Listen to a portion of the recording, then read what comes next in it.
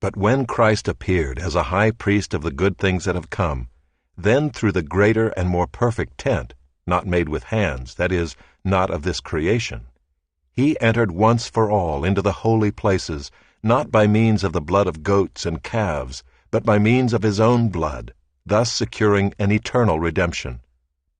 For if the blood of goats and bulls and the sprinkling of defiled persons with the ashes of a heifer sanctify for the purification of the flesh, how much more will the blood of Christ, who through the eternal Spirit offered himself without blemish to God,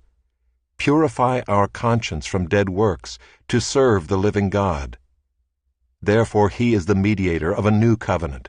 so that those who are called may receive the promised eternal inheritance,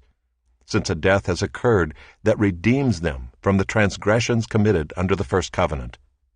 For where a will is involved, the death of the one who made it must be established. For a will takes effect only at death, since it is not in force as long as the one who made it is alive. Therefore not even the first covenant was inaugurated without blood.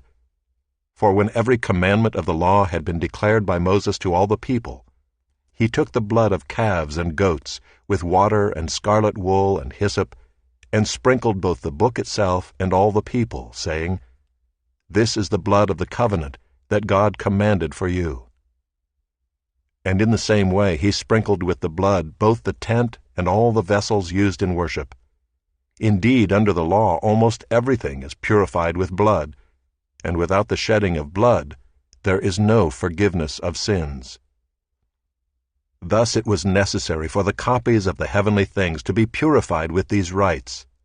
but the heavenly things themselves with better sacrifices than these. For Christ has entered not into holy places made with hands, which are copies of the true things, but into heaven itself,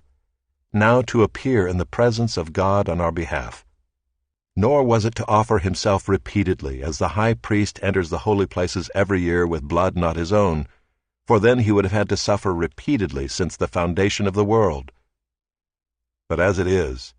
he has appeared once for all at the end of the ages to put away sin by the sacrifice of himself. And just as it is appointed for man to die once, and after that comes judgment,